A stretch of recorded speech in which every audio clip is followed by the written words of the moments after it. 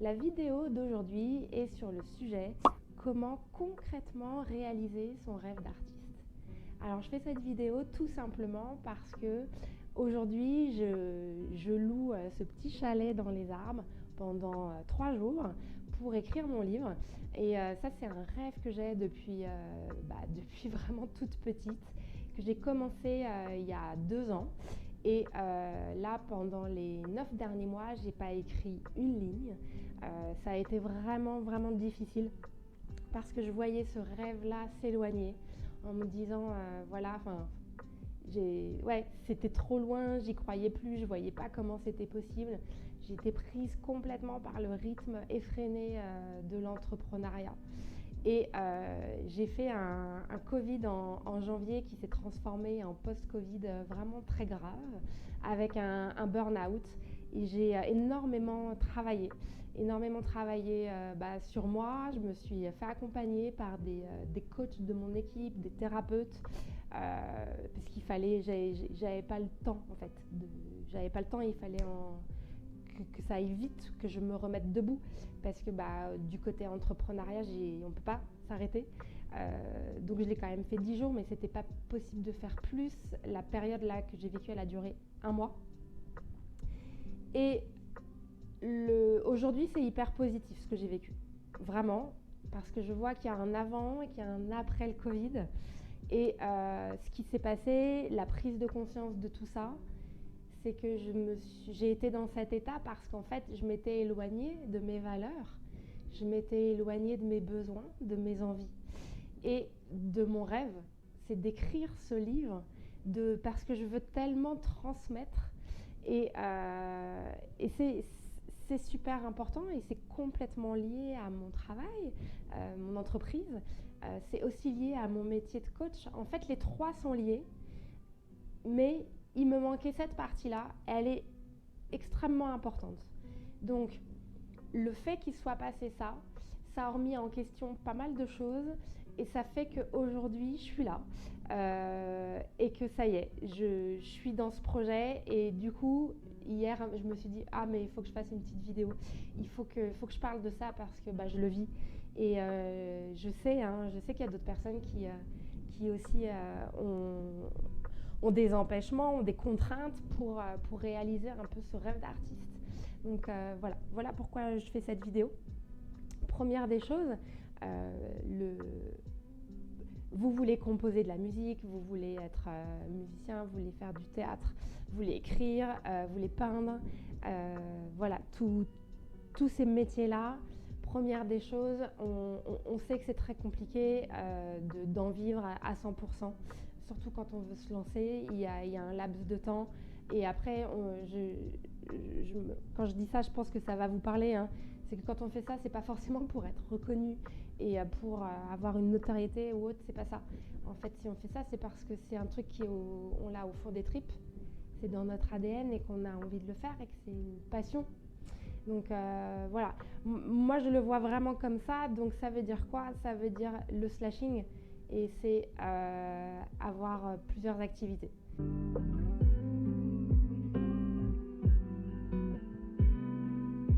Plusieurs activités parce que cette activité-là, un peu artistique, c'est de ne pas compter dessus financièrement, au moins au départ.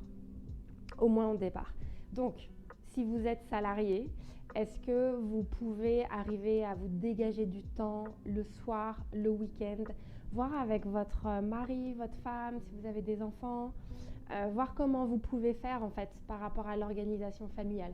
Est-ce que vous pouvez vous bloquer des créneaux? Parce que si, imaginons que vous êtes une femme salariée, travail salarié avec des enfants, une charge mentale comme ça, parce qu'il faut tout gérer et un rêve que vous ne pouvez pas réaliser, ça va être dur. Ça va être dur et effectivement, il y a le mur du burn-out qui peut arriver.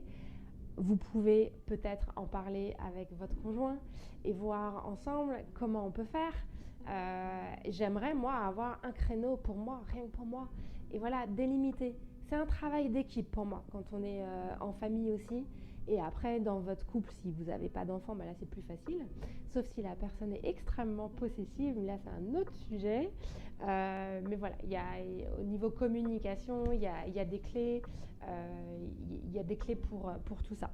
Donc le slashing, après, si vous créez votre activité, entrepreneur, entreprise, etc., et bien là, l'idée, c'est regardez sur votre agenda si vous arrivez à faire 4 jours un jour l'autre ou demi-journée, mais à vous bloquer vraiment des plages.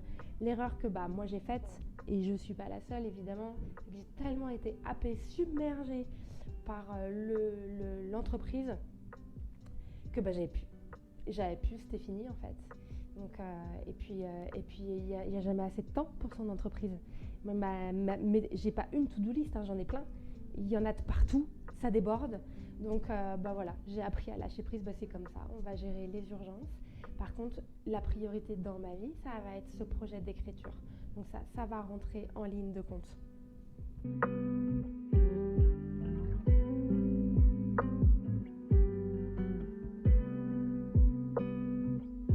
Donc ce que je m'étais noté de vous dire, c'était vraiment se concentrer sur l'activité A, la développer, voir comment on peut faire pour créer de la place à l'activité B.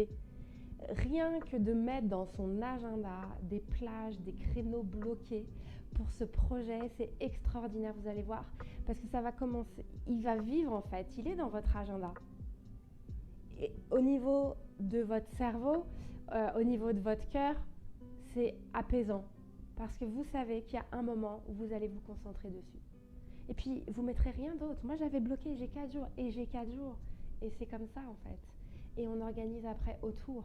Mais ça, je les ai bloqués il y a 1 mois et demi, ces 4 jours. Donc voilà, laissez de la place, parce que ça va créer... Je me souviens, la première fois que j'avais fait ça, c'était trop drôle. La première fois que j'avais créé c'était il y a 9 mois quand j'étais partie.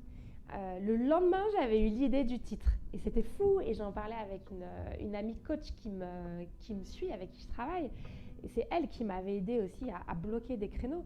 Elle me dit mais oui, parce que tu le crées en fait sur ton agenda dans l'invisible. Donc là, tu as des intuitions, tu as de l'inspiration qui vient. Laisse de la place. Voilà, donc ça c'est hyper important. Une autre chose qui est importante, malgré le fait que pendant 9 mois, je n'ai pas écrit une ligne, il y a quelque chose que je fais et je m'y tiens, c'est la visualisation.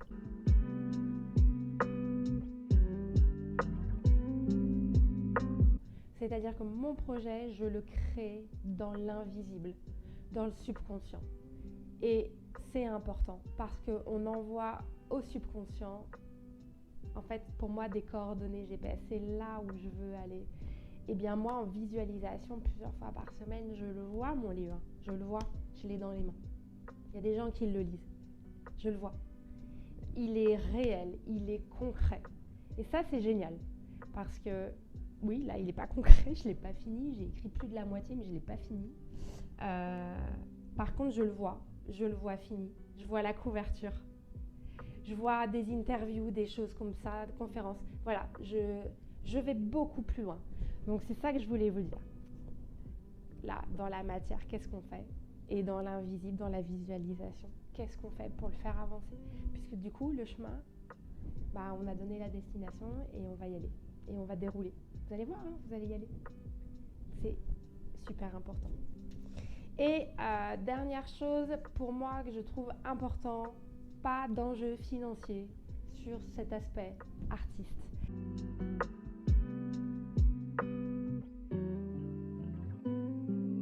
C'est-à-dire, c'est de la passion, c'est de l'amour, c'est le faire comme ça. C'est pas de se dire, tiens, je vais le faire pour que ça rapporte autant, pour que j'en vive, etc. Je pense pas que ce soit le bon moyen. Le bon moyen, c'est de tout donner, 100% avec son cœur. Et puis après, la vie nous fera le cadeau ou pas que ça fonctionne. Mais voilà, enlevez-vous l'enjeu financier, enlevez-vous la pression. C'est énorme. J'ai mon amie Sandra au Québec qui compose de la musique et c'est son rêve et qui commence. Et effectivement, je l'accompagne sur ça. Quand on regarde l'ampleur, mais c'est énorme, c'est une montagne qui est énorme à gravir. Et ce qu'on regardait, c'est petit pas par petit pas. Ne regarde pas tout ce qui va se passer derrière, c'est énorme. Regarde là maintenant, compose, fais ta démo, va voir une personne, présente-la et tu verras étape par étape. Et moi là, je vais vous dire que pour le livre, là, je vois plein de nouvelles choses que je veux mettre dans des chapitres, des choses. Et là, je me dis, mais mon Dieu, comment je vais faire? Au niveau des mots, comment je vais faire? J'en ai déjà beaucoup trop. Ça va exploser. Donc non, stop. Elodie, calme-toi. On enlève la pression. Tu fais ce que tu peux, tu délivres et après tu verras. Oui, l'éditeur, ça viendra après. On verra en fait, step by step. Moi, mon rêve, et c'est la dernière chose que je veux vous partager,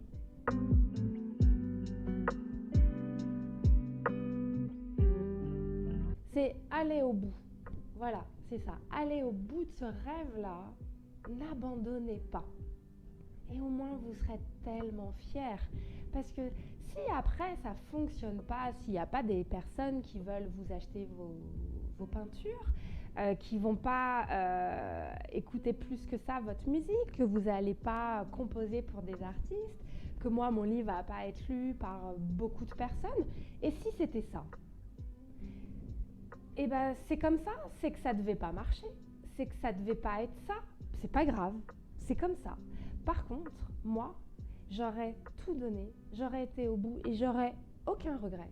Je l'aurais fait et j'aurais, voilà, déposé, transmis ce que j'avais à transmettre. Voilà. Donc après, j'ai trop confiance en la vie pour me dire que derrière, ça peut pas fonctionner quand on donne tout. Donc voilà le partage sur ce petit sujet. Surtout, n'abandonnez pas vos rêves. Vous pouvez imaginer qu'ils sont inatteignables, trop de contraintes. Faites-vous accompagner. Contactez-moi si vous voulez en privé. N'abandonnez pas. C'est trop dommage et vous pourriez avoir des soucis de santé. Et j'en suis la preuve. Bonne journée à tous et à très vite. Au revoir.